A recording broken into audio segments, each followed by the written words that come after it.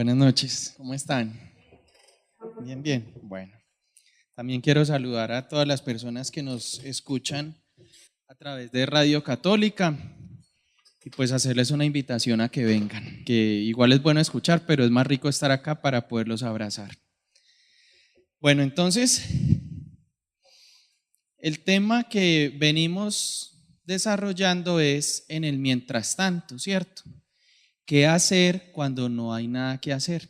El miércoles pasado Adriana nos daba pues unos puntos, ¿cierto? Y como conclusión, frente a esas situaciones en las que no tienen salida, estamos desesperados, estamos pasando por un tiempo difícil, nos quedamos sin trabajo, tenemos problemas con nuestros padres, bueno, tantas situaciones que pasan y que no fluyen y que yo estoy ahí, que estoy como pegado y levanto mis ojos hacia el cielo y le clamo al Señor, Dios, ¿qué hago? Pero yo no veo respuesta. Y entonces empezamos a pensar que tal vez Dios está ausente. ¿Dónde estás, Dios? ¿Pero por qué? Si yo estoy caminando de tu mano, si yo estoy obedeciéndote, si yo estoy aquí, ¿dónde estás? ¿Por qué no te veo, no te siento? O también pensamos que Dios es indiferente o que está enojado con nosotros, porque definitivamente la culpa nos daña demasiado y entonces empezamos a pensar, claro, es que si yo hubiera hecho esto no me hubiera pasado aquello y Dios me está castigando.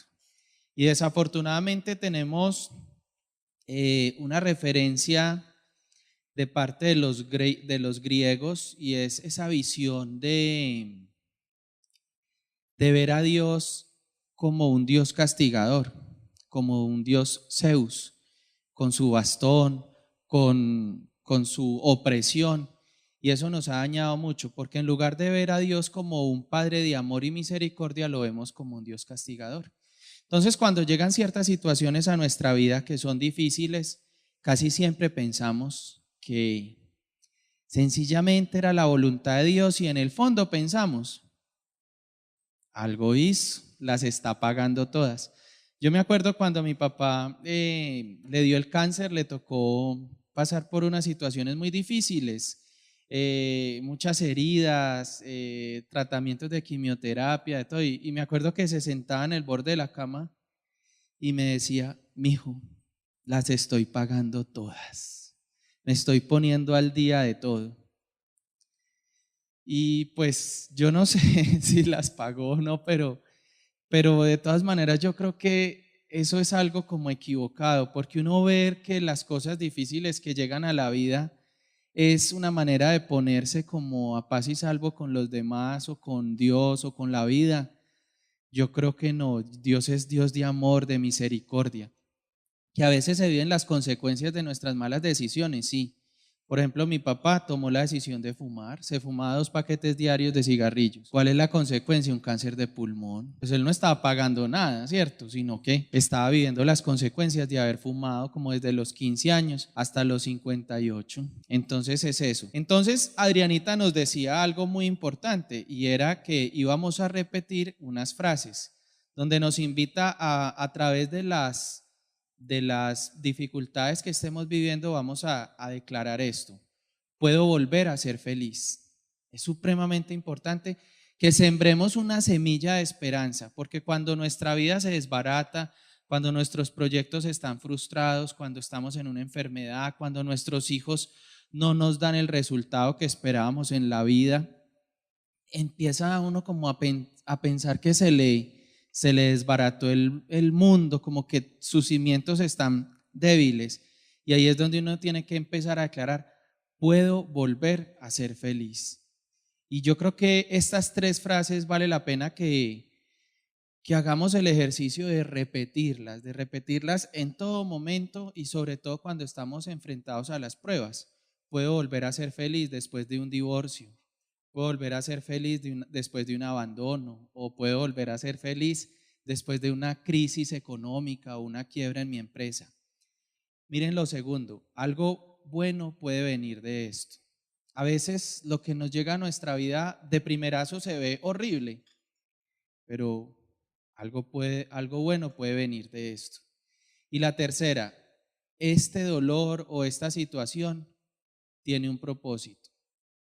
Entonces ese pues era como un pequeño resumen de lo que trató Adrianita, y la idea es que vamos a seguir como en ese mismo tópico, donde primero que todo quiero que tengamos claro que en los momentos difíciles Dios no está ausente, Dios no es indiferente y Dios no está enojado, porque usualmente el mismo enemigo es el que pone esas frases en nuestra mente para alejarnos de Dios, para pensar que Dios no existe o que Dios solo está presente en la vida de otra persona y no en mi vida, o que Dios sencillamente no le importa mi situación, o que Dios está enojado. Listo.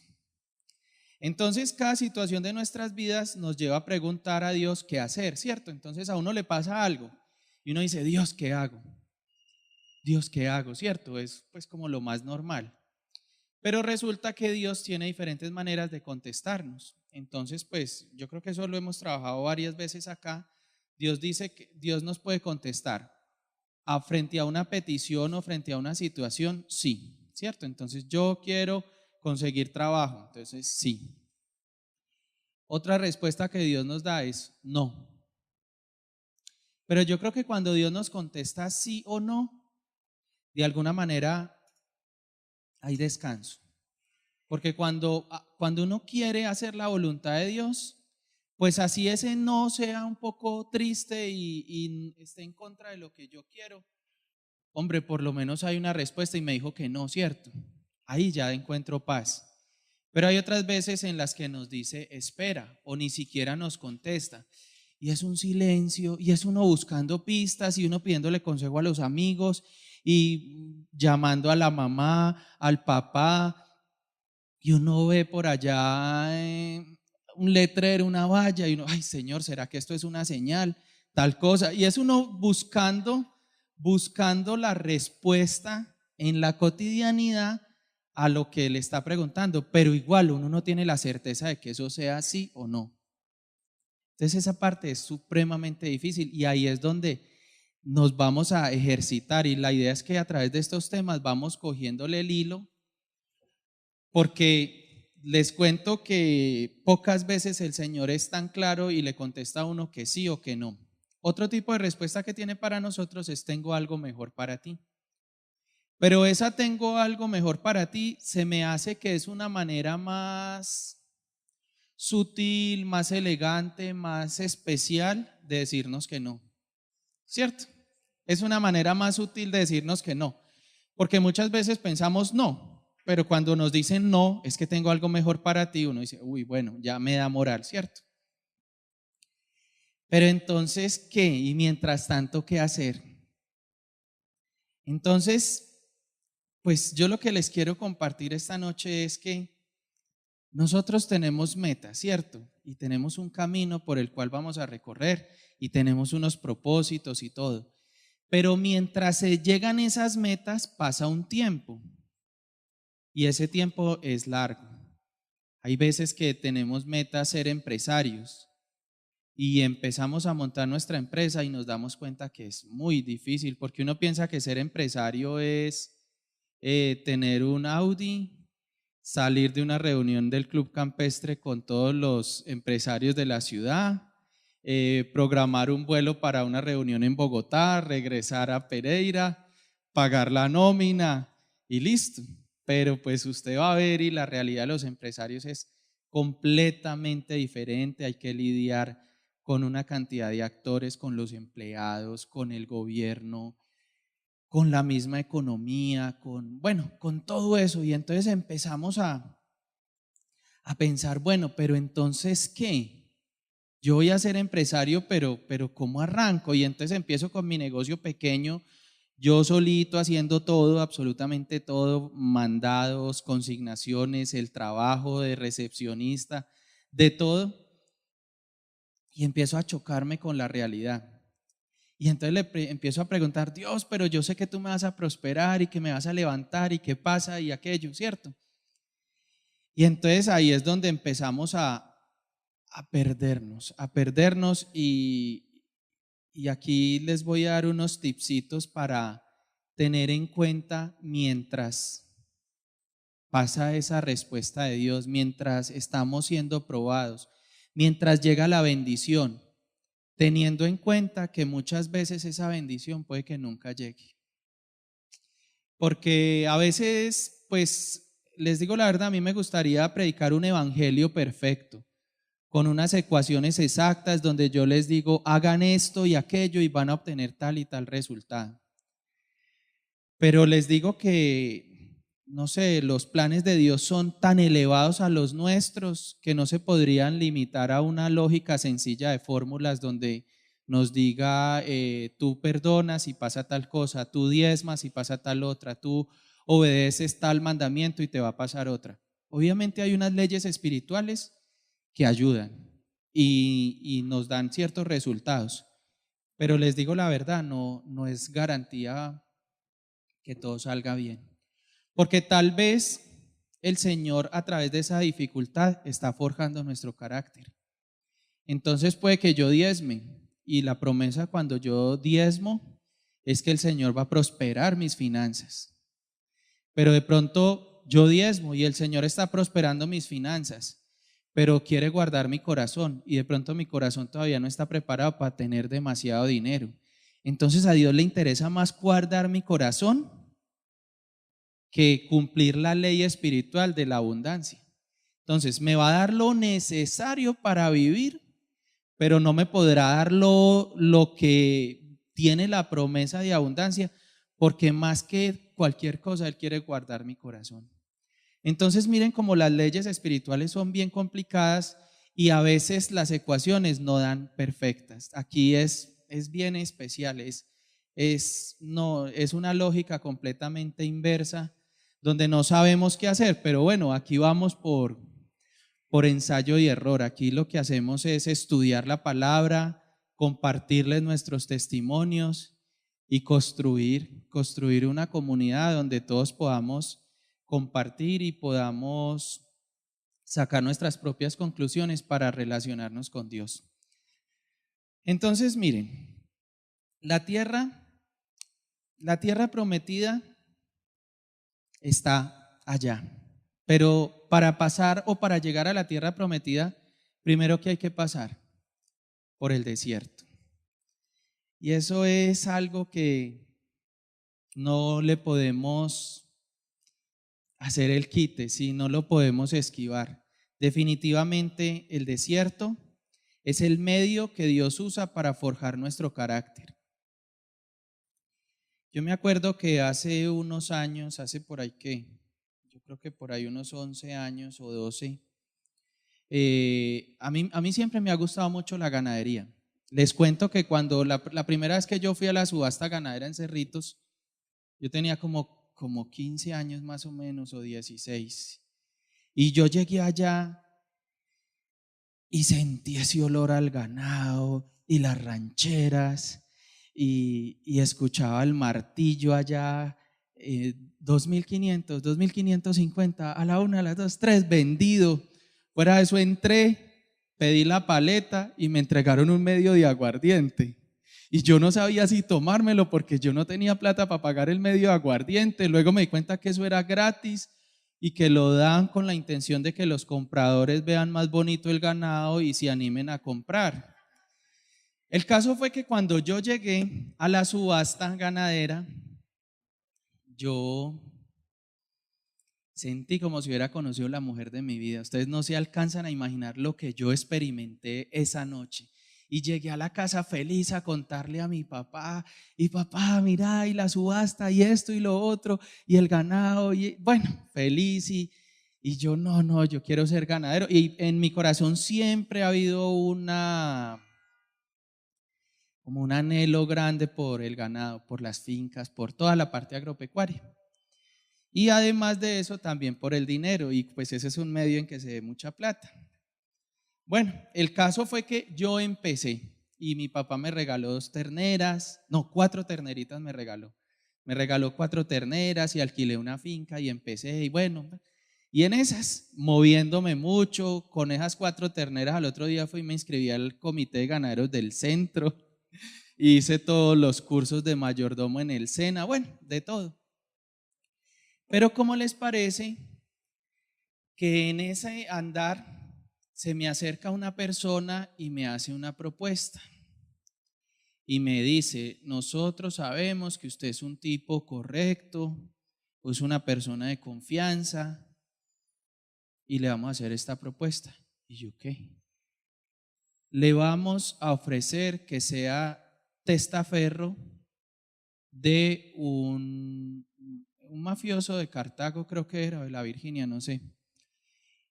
Y que iban a poner a nombre mío una hacienda en la Virginia que era más o menos como de 450 hectáreas y que había más o menos 1.200 animales y bueno, y era una ceba, era un proyecto grande que iban a montar y necesitaban tener una persona que pues que, no sé, que se arriesgara a eso y fuera eso la condición era que yo quedaba administrando el proyecto.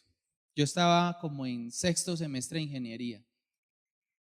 Que yo quedaba administrando el proyecto. Fuera eso, por hacer eso, me iban a pagar 40 millones de pesos.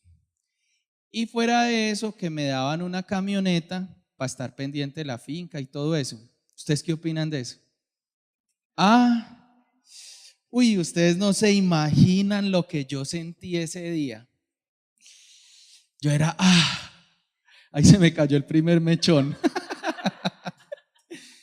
Miren, yo era pensando y yo ya en esa época yo ya tenía mis vaquitas y yo me movía mucho en la subasta y yo iba a todas las reuniones de Coegar y a los cursos con los veterinarios y yo me movía mucho con eso. Y ahí tenía mis bichitos y sacaba leche y también tenía unas marranitas y yo volteaba por ahí, pero pues muy chiqui. Cuando me hacen a mí esa propuesta, ustedes no se imaginan, yo era pensando, yo, Dios, ¿qué hago? Dios, respóndeme, respóndeme. Y prendí una veladorcita y me arrodillaba y le decía, Dios, dime qué hacer. Y en esas me acordé que mi mamá tenía unos libritos chiquitos se llamaban Minutos de Sabiduría. Y me fui por allá a esculcar en una de esos cajones del nochero y saco el librito. Y en el librito había algo. Hay más alegría en subir la montaña que en llegar a la cima. Yo leí eso.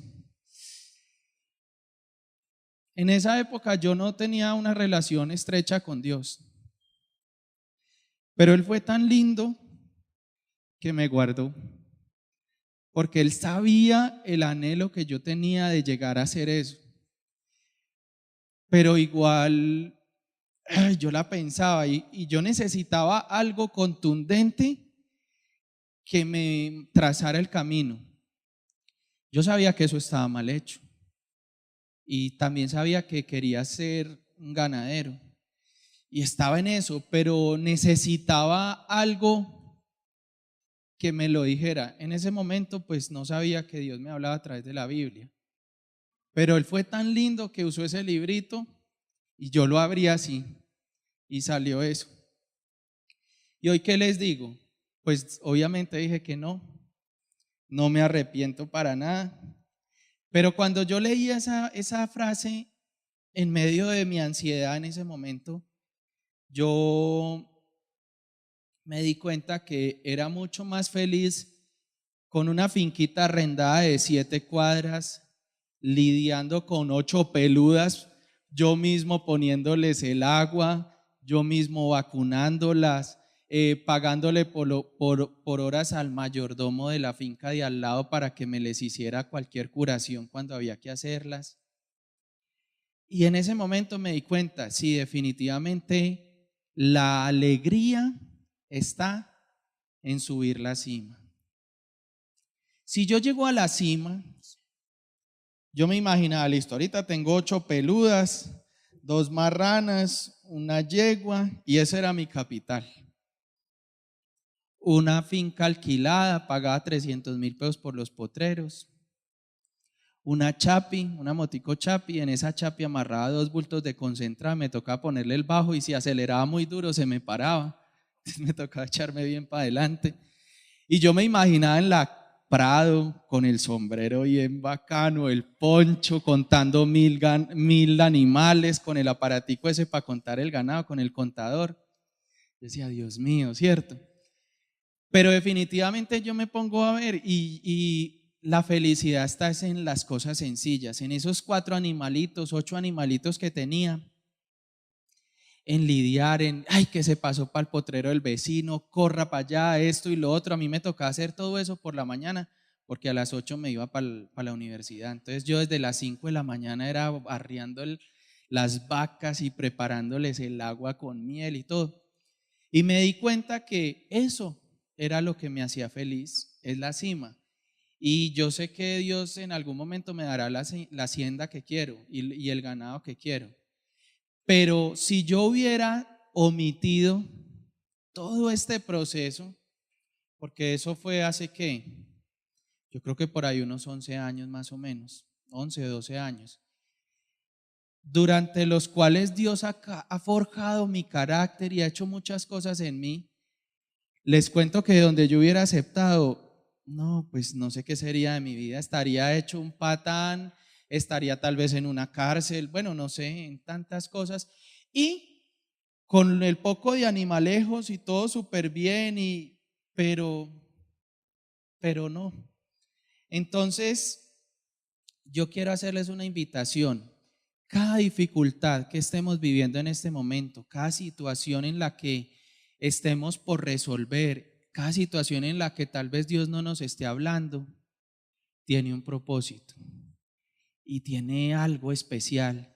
Y tenemos que aprender a saborearnos las cosas que estamos viviendo, porque a veces uno no las disfruta. Yo en este momento estoy con un bebé de 6 semanas y estoy trasnochando a la lata y estoy desesperado. Y la semana pasada hablaba con Adrianita y me decía, disfrútalo, es que es la última vez que vas a tener un bebé.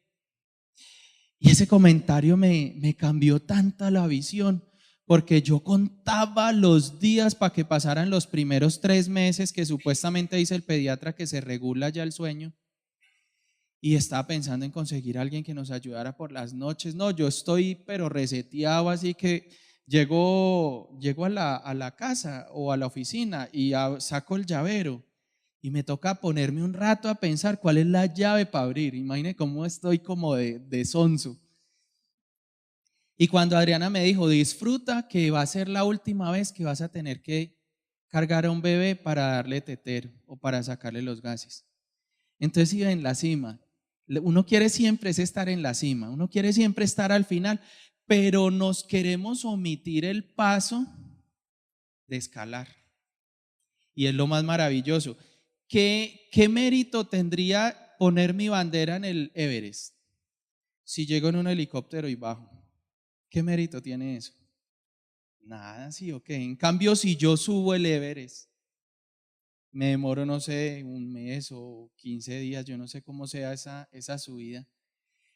Pero si usted llega y usted fue el que subió esa montaña y pone su bandera allá, ahí es donde usted siente que vale la pena.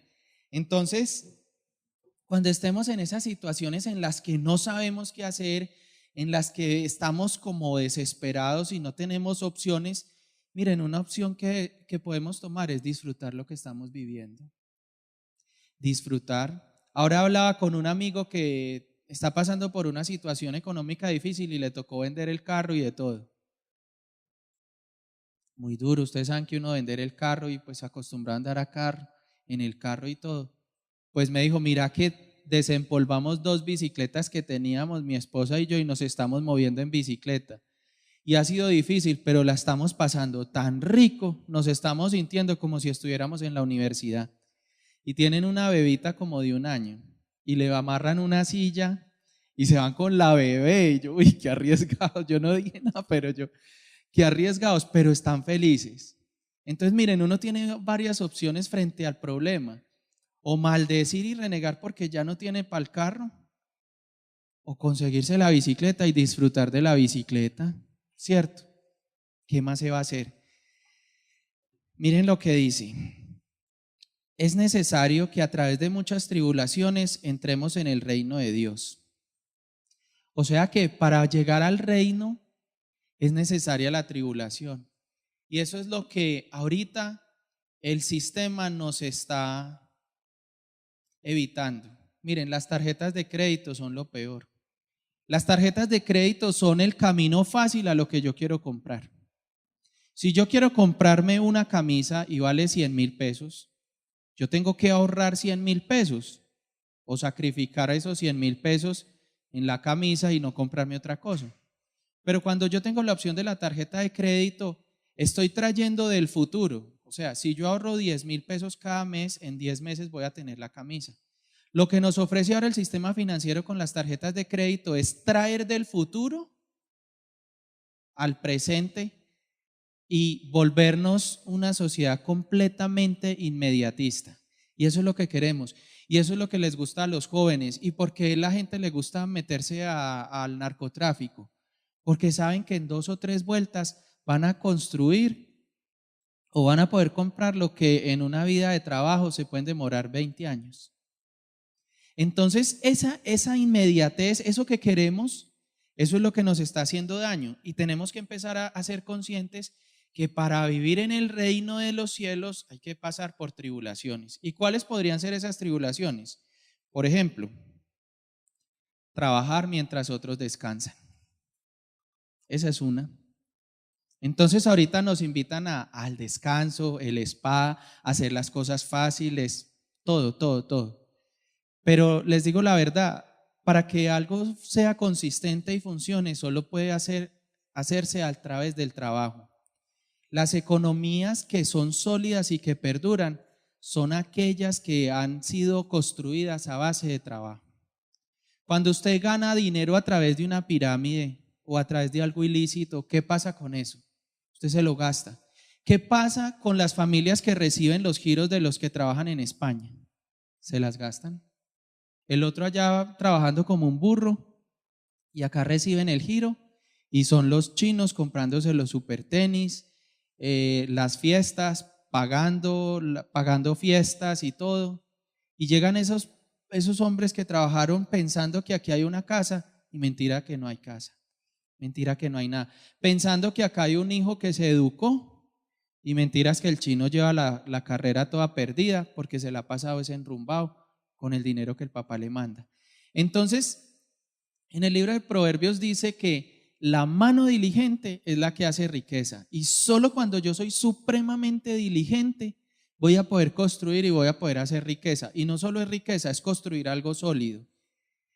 Entonces, trabajar mientras otros descansan. ¿Qué opinan de eso? Cuando yo estoy pasando mi situación y no sé qué hacer, hermano, trabaje mientras otros descansan.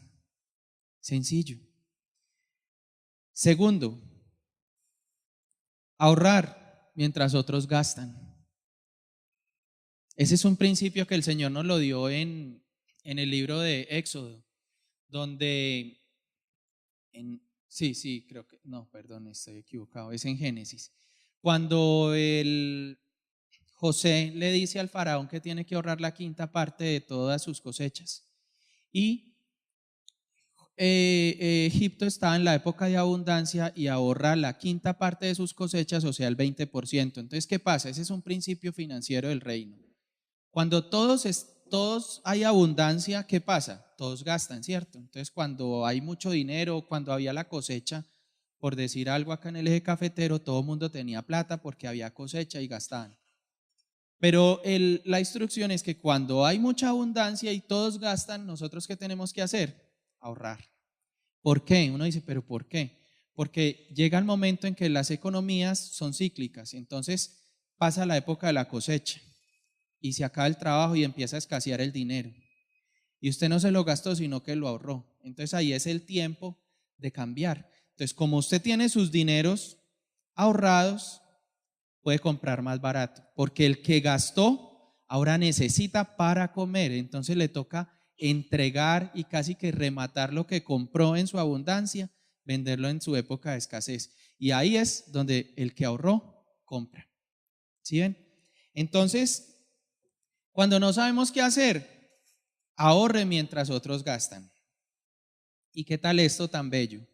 Lo que dice el Salmo 37:7.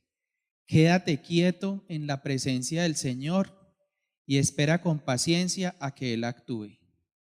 No te inquietes por la gente mala que prospera, ni te preocupes por sus perversas riquezas. Miren, hay momentos en los que nosotros sencillamente tenemos que ir y quedarnos quietos en la presencia del Señor. Usted no sabe qué hacer en este momento, vaya a los pies del Señor y quédese quieto, espere. Y lo tenaz es que ese quédese quieto no es quedarse quieto durante 5 minutos en la oración de la mañana. Ese quedarse quieto puede ser hasta un año, esperar a que Dios le diga qué hacer o le muestre la situación. Pero ¿qué pasa? Nosotros cuando estamos quietos vemos que los otros están prosperando. Y dígame si no nos da envidia. Uno empieza a ver, pero este berraco me copiaba todo en la universidad, era más vago y ahora es el supergerente. Y uno empieza como a hacer sus conclusiones. Pero ¿por qué? Y aparte de que yo fui juicioso en la universidad, estoy en los caminos del Señor y esto y lo otro. Y ese va para arriba. Y es vago, y es faltón, y de todo. Y vea, y es bien faltón, no atiende a sus hijos, y llega y esos hijos lo abrazan y lo aman y de todo. Y uno empieza a compararse, ¿cierto? Pero miren, el Señor es claro acá, nos dice, quédate quieto en la presencia del Señor y espera con paciencia a que Él actúe.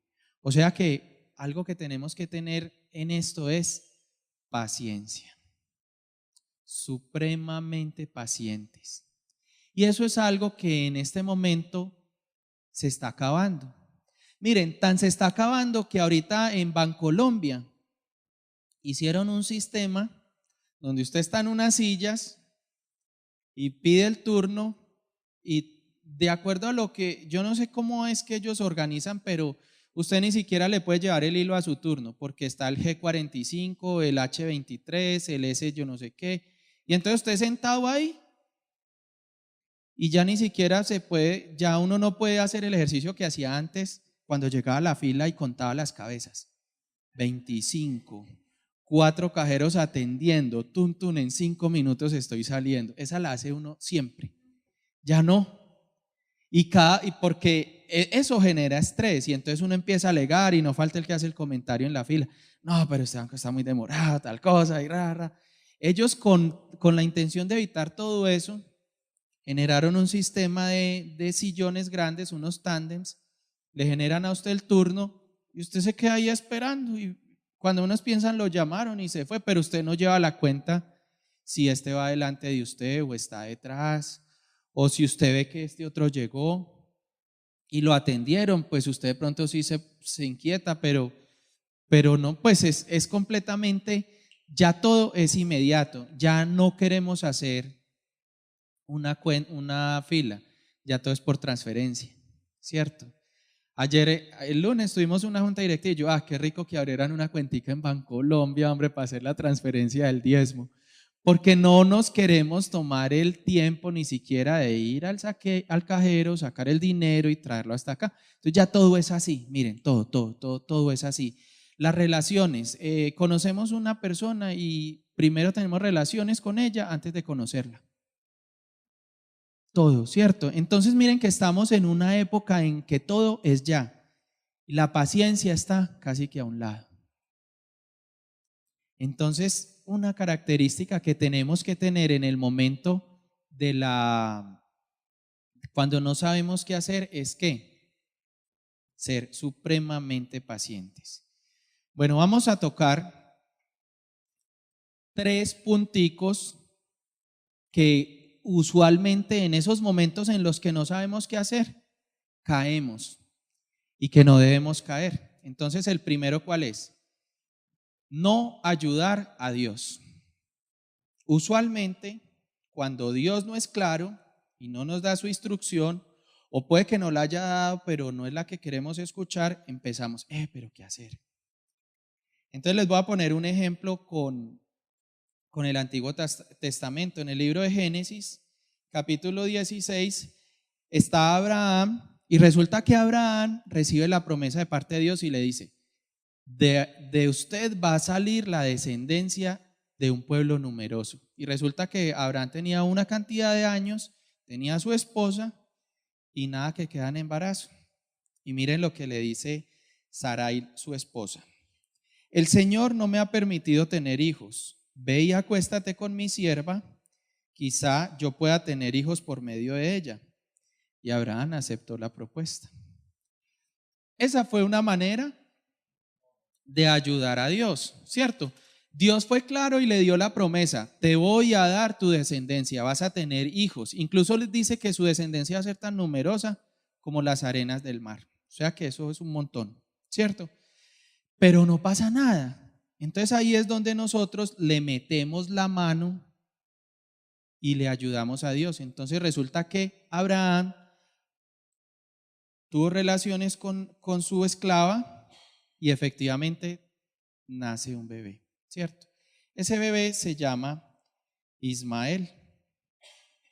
Pero, ¿cuál es el problema de ayudarle a Dios? Si nos vamos más adelante, miren lo que le dice: este hijo tuyo será un hombre indomable, tan indomable como un burro salvaje.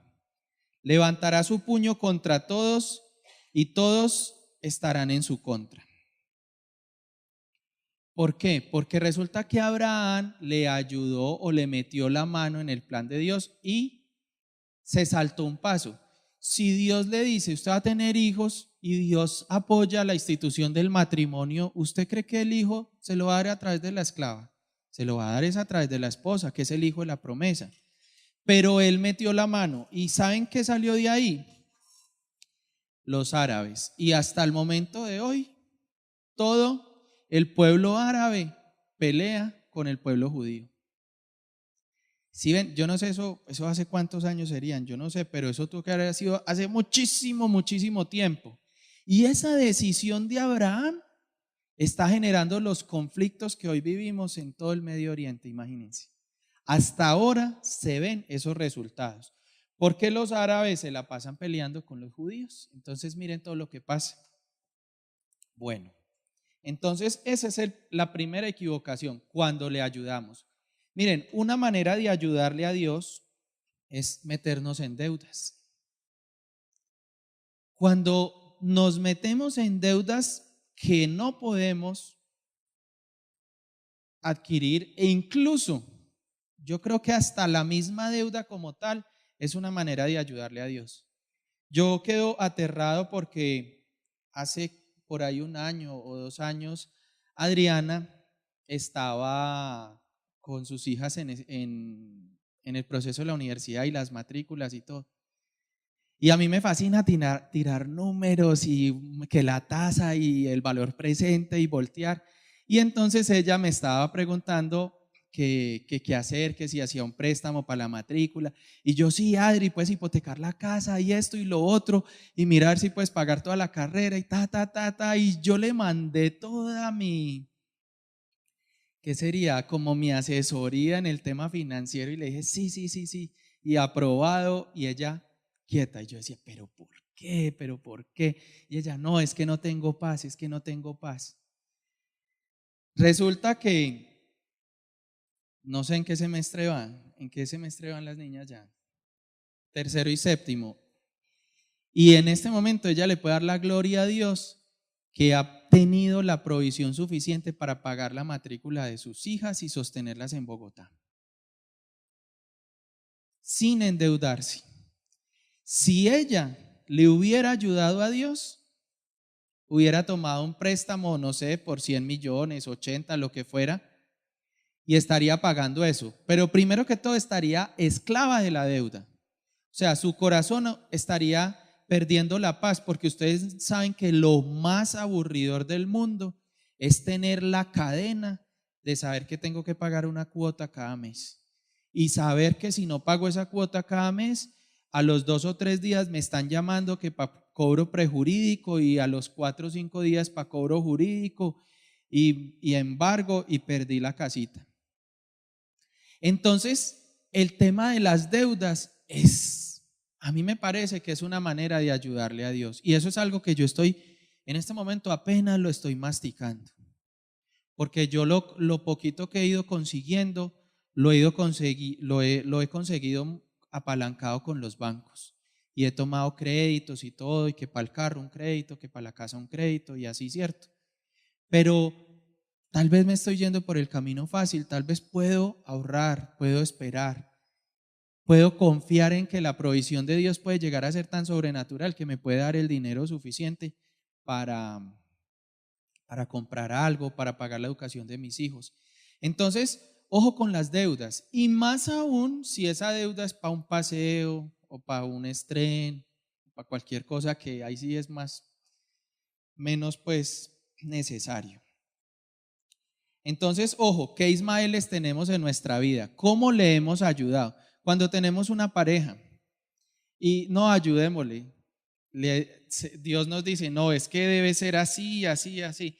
Y no, pero es que démonos una oportunidad. Miren, cuando empezamos a titubear en que, ay, démonos una oportunidad, o no, si me llama, es que me conviene. ¿Cuál me llama? Obvio que la va a llamar. Entonces, ese tipo de cosas son pequeños Ismaeles en nuestra vida que lo único que van a causar es conflictos. Segundo, no pensar mal ni hablar mal. Miren lo que dice el libro de Números capítulo 14. ¿Hasta cuándo debo tolerar esta perversa comunidad y sus quejas en mi contra? Sí, he oído las quejas que los israelitas tienen contra mí. Eso fue antes de entrar a la tierra prometida. Ellos empezaron a renegar porque mandaron a unos espías y los espías dieron un mensaje donde decían que sí, la tierra prometida manaba leche y miel, pero que los que la tenían eran gigantes y que ellos se veían como insectos al lado de ellos. Entonces, cuando llegan los mensajeros y cuentan todo eso, el pueblo de Israel lo único que hace es renegar y maldecir y empiezan a levantar juicios como queríamos seguir viviendo en Egipto comiendo cebollas y ajos, pero nos trajiste a morir en este desierto. Entonces, ¿qué no debemos hacer? No pensar mal ni hablar mal en la situación, porque cuando llega la situación difícil pensamos mal. Es que yo soy muy de malas, es que Dios no me quiere, o sencillamente pensamos lo que hablábamos ahorita, Dios está ausente, Dios no está indiferente o Dios está enojado conmigo. No piensen pendejadas, no podemos pensar cosas que no son y mucho menos hablarlas, porque adicional a eso, miren esto, toda queja Toda queja nuestra es en contra de Dios. Cuando yo me quejo del tráfico, de los políticos, de la economía, de los padres que tengo, de los líderes que tengo, me estoy quejando de Dios. Porque si Dios permitió que yo viviera en este país con estos políticos, con este tráfico, con estos jefes y con estas padres, es porque Él tiene un propósito a través de eso. Y si yo me estoy quejando de eso y estoy renegando de eso, estoy renegando en contra de Dios. Y miren lo que contesta Dios. Ahora bien, díganles los siguientes a los que se estaban quejando. Tan cierto como que yo vivo, declara el Señor, haré con ustedes precisamente lo que ustedes dijeron. ¿Qué dijo el pueblo? Que el Señor los había sacado a morir en el desierto. ¿Y qué les dijo el Señor? Usted está diciendo que yo los voy a sacar a morir en el desierto. Entonces vea, voy a hacer lo que ustedes están diciendo.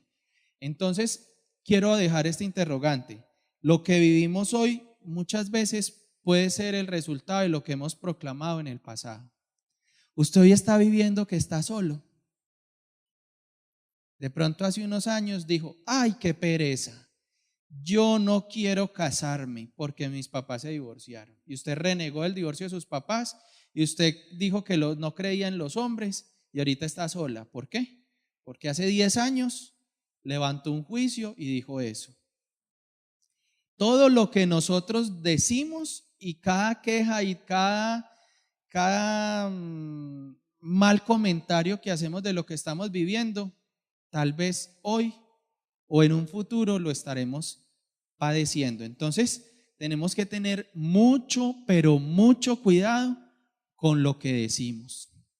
Y eso es algo que nosotros tenemos aquí. Nosotros, miren, uno se levanta, bien, ¿usted cómo está? No, pues bien, ahí. Y eso que hay gente que dice mal, hay gente que dice mal para no, ¿cómo es? Mal, pero usted no tiene la culpa. Y empezamos a declarar, ay, es que este muchachito me va a matar. dice la mamá. Usted me va a matar, muchachito. Y uno nunca sabe, ¿cierto? Ojalá que no. Pero miren que el poder de nuestras declaraciones y de nuestra queja delante del Señor. Y el tercer punto es la rebeldía o la desobediencia. ¿Qué pasa? Cuando nosotros estamos en esos momentos en los que no sabemos qué hacer y entonces uno empieza y el Señor nos dice, pero como que no le entendemos y entonces ¿qué pasa? Caemos fácilmente en la rebeldía. Entonces nos vamos en contra de nuestras autoridades, de nuestros jefes, de nuestros líderes, de nuestros padres y de Dios. Y caemos en rebeldía. Entonces, no, Dios, pues como la cosa está tan berraca y yo nada que veo que progrese, pues hombre, yo voy a poner una herradura en la puerta. A mí me dijeron que eso funcionaba. Y el Señor ya a usted le dijo que eso no lo puede hacer. Pero con todo y eso, usted como que, y pum, pone la herradura y cayó en rebeldía. Cayó en desobediencia o la sábila. O, por ejemplo, a veces, yo me acuerdo que en mi casa el día de la Santa Cruz, mi mamá ponía puras lentejitas y un bultico de arroz chiquito y un pedacito de carne o una salchichita ranchera, que para que no faltara la comida en la casa. y rezaban los 1000 Jesuses. Miren, esa oración, yo no tengo nada en contra de eso, pero yo poner eso ahí y todo, eso va, se sale de lo que es nuestra relación con Dios. Y entonces empezamos a caer en ese tipo de cosas. Yo me acuerdo que mi tía me decía, para que a usted le vaya bien, cómprese una agüita de Murray en la farmacia y siempre por la mañana se echa una crucecita en la frente, otra acá por detrás y otra en las dos manos para que reciba platica. Y yo le decía, ¿qué va, tía? Sí, a mí me va bien porque yo doy el diezmo y el Señor tiene su favor sobre mí. Y por ahí me veía ladrando, échese la agüita, usted hágame caso. Y yo veía a mi tía bacaneada. Y yo, ¿será que compro? Pero si yo estoy diezma, ¿yo qué me voy a poner? Entonces, si ven como en esos momentos en los que no sabemos qué hacer, y estamos esperando y esperando que resulte y aparecen opciones, ¿cierto? La agüita de Murray, la penca, esto y lo otro, la esclava, tener el hijo con la esclava, tener ese hijo que estoy esperando a través de algo, no sé, de una inseminación artificial, algo así que de pronto estamos saliéndonos de lo que Dios tiene para nuestras vidas. Es empezar a meterle la mano, ¿cierto? Ahí caemos en rebeldía. Y les quiero leer esta parte de donde el rey Saúl tiene una discusión o tiene una situación. Dice, allí esperó Saúl 7 días, según el plazo que le había indicado Samuel, pero Samuel no llegaba y la gente comenzaba a irse. Entonces Saúl ordenó, tráiganme animales para los holocaustos y sacrificios de reconciliación. Y él mismo ofreció el holocausto. Resulta que el único autorizado para hacer el holocausto y el sacrificio era el profeta. Era el profeta o el sacerdote, que era Samuel. Ya te digo, espérate. Eso es. Bueno, esas son las preguntas como que lo enredan a uno, ¿sí? Cuando uno no tiene acá al lado la cita. Pero no, ya te digo, ahorita la busco. Bueno, tráigame los animales para hacer el holocausto. Y él mismo ofreció el holocausto. En el momento en que Saúl terminaba de ofrecer el holocausto, llegó Samuel. Entonces Saúl salió para recibirlo y saludarlo. Pero Samuel le dijo, ¿por qué has hecho eso? Saúl respondió, cuando vi que la gente comenzaba a irse y que tú no llegabas en la fecha indicada y que los filisteos estaban reunidos, pensé que ellos bajarían a atacarme y sin que yo me hubiera encomendado y sin atacarme sin que yo me hubiera encomendado al Señor. Por eso me vi en la necesidad de ofrecer yo mismo el holocausto. Samuel le contestó: lo que has hecho es una locura. Si hubieras obedecido la orden que el Señor te dio, Él habría confirmado para siempre tu reinado en Israel. Pero ahora tu reinado no permanecerá. El Señor buscará un hombre de su agrado y lo nombrará jefe de su pueblo, porque tú has desobedecido a la orden que Dios te dio. Los pongo en contexto. Resulta que el rey Saúl era el rey de Israel y los estaban persiguiendo los filisteos y los iban a encerrar y, mejor dicho, iban a acabar con ellos. Pero dentro de eso, ellos tenían dentro de sus, ¿cómo se llama eso? Como sus actividades o su protocolo, que antes de empezar una batalla tenían que hacer un sacrificio para Dios, como para que Dios los respaldara en la pelea. Pero ese sacrificio, el único que lo podía hacer era el sacerdote o el profeta, nadie más. El profeta Samuel decía que lo esperaran 7 días, que él ya iba. Y entonces imagínense a Saúl caminando allá como león enjaulado y viendo los filisteos y el profeta nada que llegaba. Y él le daba, ellos no podían empezar la pelea sin hacer el sacrificio, o sea, sin consagrarse para Dios. Resulta que Saúl vio que la cosa estaba ya tan horrible y dijo: no, nos van a acosar, entonces yo mismo voy a hacer el sacrificio. ¿Ustedes creen que eso está malo?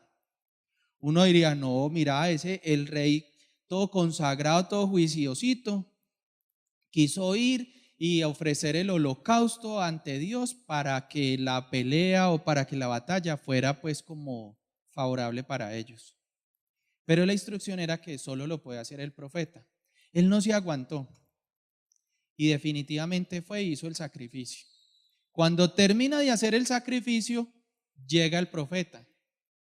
Y el profeta le dice: ¿por qué has hecho eso? Y Saúl respondió: cuando vi que la gente comenzaba a irse, ya él empezó a ver que todo se estaba desbaratando y que tú no llegabas en la fecha indicada y que los filisteos estaban reunidos para atacarnos, pensé que ellos bajarían sin que yo me hubiera encomendado al Señor, y por eso me vi en la necesidad de ofrecer yo mismo el holocausto. Miren que uno pensaría que no está obrando mal, pero esa sola decisión lo llevó a perder la bendición, porque mire que el profeta le dice: si hubieras obedecido la orden que yo te di, pues que Dios le dio, Dios habría confirmado para siempre tu reinado en Israel. O sea, a veces no esperamos, no esperamos el tiempo suficiente para que pase. Miren, el rey Saúl ahí no fue capaz de esperar una hora más. Miren, a la hora llegó el profeta. Si él hubiera esperado, Dios hubiera firmado su trono para siempre. Pero como no lo hizo, perdió la bendición. Entonces muchas veces la prueba es en tiempo. Dios bendice a los que soportan con paciencia las pruebas y las tentaciones. Entonces, cuando tenemos una prueba, nos vemos enfrentados ¿a qué? Dios permite esa prueba. ¿Ustedes por qué creen que el profeta se demoró? Porque Dios estaba ya reteniendo a ese profeta a ver Saúl qué iba a hacer, a ver si iba a ser obediente o no. Y Saúl no se aguantó, él tenía el cólico y él él tenía que ir y hacer el sacrificio. Pero Dios lo estaba probando, Dios estaba viendo qué iba a hacer. Y lo que hizo Saúl aparentemente era bueno, porque era consagrar todo para ir a pelear. Pero hizo algo que no podía hacer, y era hacer el holocausto. Entonces Dios, siempre que estamos en una prueba, va a revisar qué reacción tomamos primero. Segundo, ¿cuánto aguantamos? ¿Cuánto aguantamos? Mientras pasa eso, ¿qué sale de nuestra boca? Y por último, ¿cuál es nuestra actitud? O sea que en esos momentos en los que yo no sé qué hacer, ojo, ¿qué reacción tomamos? ¿Nos emberracamos? ¿Nos ponemos tristes? ¿Entramos en depresión, en angustia? ¿Nos vamos por el camino fácil? ¿Qué reacción tomamos frente a esa situación en la que no sabemos qué hacer? Primero. Segundo, ¿cuánto aguantamos? ¿Usted es capaz de aguantar bastante o poquito? ¿Cuántos años más se va a aguantar a ese marido? ¿Cuántos años más se va a aguantar a esa esposa? ¿Cuántos años más se va a aguantar a ese jefe? ¿Cuántos años más se va a aguantar esa situación? Y mientras pasa el aguante, porque hay gente que aguanta mucho, pero mientras aguanta reniega, tampoco sirve. Entonces, aguante, pero vea, callado, nada, está renegando, que es que este borracho, que es que tal cosa, que nada, aguante con gozo. ¿Qué va a salir de nuestra boca y cuál es nuestra actitud? Y para terminar, ¿qué debemos hacer para pasarla bien en la prueba? Mientras pasa todo eso, solo tenemos dos opciones para hacer, porque nada va a cambiar, pero podemos hacer dos cosas. La primera, no podemos permitir que se nos vaya el gozo. En el libro de Nehemías 8:10 dice: no se desalienten ni entristezcan, porque el gozo del Señor es su fuerza. Entonces no es una sonrisa hipócrita. ¿Cómo está? Bien. No. Es tener la certeza de que así usted está pasando por una situación difícil, usted va a tener gozo. Y gozo no es estar feliz y todo, no. Es tener esa paz y esa tranquilidad y esa certeza de que todo va a mejorar y que tiene un propósito en su vida. Y la segunda es aprovechar bien el tiempo. Porque miren, cuando estamos pasando por esos momentos en los que no sabemos qué hacer y no hay respuesta, no hay solución, no llega la bendición, perdemos mucho tiempo. ¿Por qué? Porque nos la pasamos renegando, porque nos la pasamos envidiando las bendiciones de los demás, porque nos la pasamos deprimidos. A veces le da uno por dormir, otras veces le da por tomar trago, por tantas cosas. Pero lo que tenemos que hacer verdaderamente es aprovechar bien el tiempo. Tenemos que aprovechar bien el tiempo. Entre mejor aprovechemos el tiempo, entre más nos capacitemos, más nos formemos, más cosas hagamos, vamos a enfrentar más rápido la prueba, porque va a pasar rápido, porque vamos a estar ocupados, porque vamos a estar con gozo, porque vamos a obedecer al Señor, porque todo va a empezar a mejorar. Entonces eso era lo que tenía para compartirles esta noche, y quiero que todos lo repitamos en voz alta, porque yo quiero que esto nos lo aprendamos todos. Vamos a decir, frente a la situación que estemos viviendo: puedo volver a ser feliz. Algo bueno puede venir de esto. Y este dolor tiene un propósito.